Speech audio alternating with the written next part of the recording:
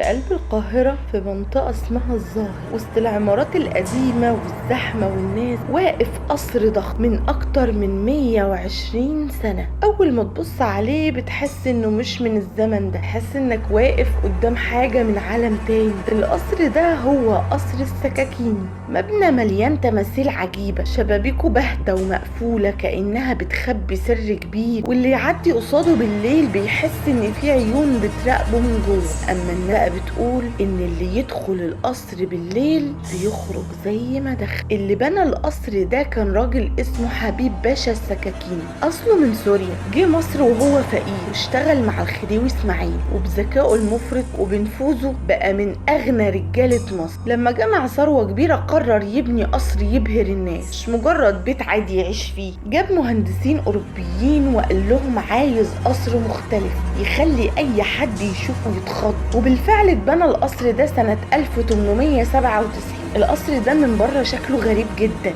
حواليه اكتر من 300 تماثيل لأسود واطفال وستات وشياطين صغيرة، وكل تمثال عيونه متوجهة عليك وانت ماشي. الشبابيك عالية وواسعة كأنها عيون مفتوحة على الشارع، والبوابة كبيرة ومقفولة كأنها بتحرس سر. من جوه القصر مليان طرق طويلة وسلالم رخام حلزوني، كل ما تطلع تحس انك داخل حفرة ملهاش نهاية. الأوض كتيرة جدا، بعضها صغير قوي وبعضها واسع بشكل يخوف، والاغرب ان التماثيل مش بس بره، لا دي موجودة كمان من جوه، وعينيها برضو بتتابعك وانت ماشي. لكن الغموض ما كانش في الشكل بس، الغموض بدأ بعد ما القصر اتبنى. عيلة السكاكيني ابتدى يحصل فيها وفيات غريبة، واحدة من بناته ماتت جوه القصر ولحد دلوقتي محدش عارف سبب موتها. الجيران كانوا بيقولوا انهم بيسمعوا اصوات بالليل، خطوات طالعة ونازلة على السلم، ابواب بتتقفل وتتفتح من نفسها، واصوات همس كأن في ناس بتتكلم جوه. واحد من الحراس اللي مسكوا القصر زمان حكى انه شاف نور شمعة بيتحرك. النور كان جاي من اوضة تانية، بس لما جرى وراه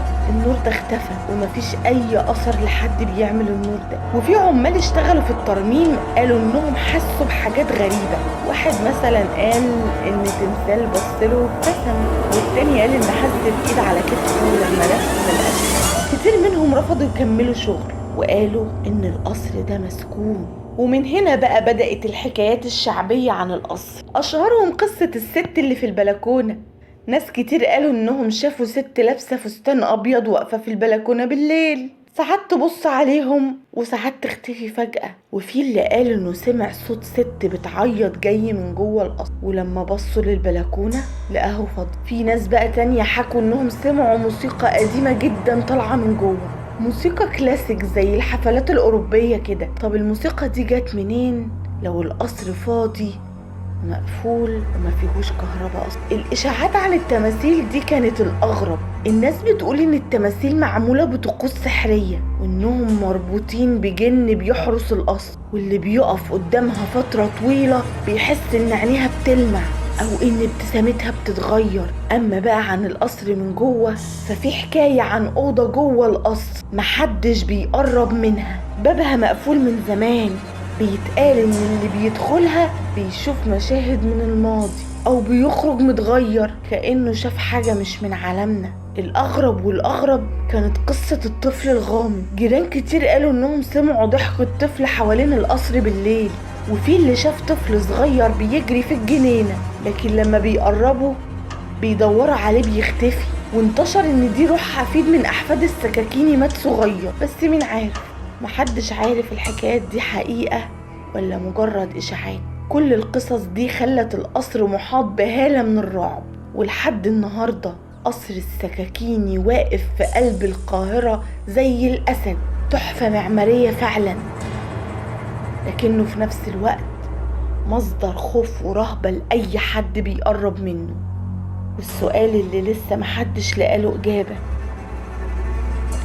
هل القصر مجرد مبنى أثري اتظلم بالأساطير، ولا فعلا لعنة السكاكيني لسه عايشة بين جدرانه ومستحيل تزيد؟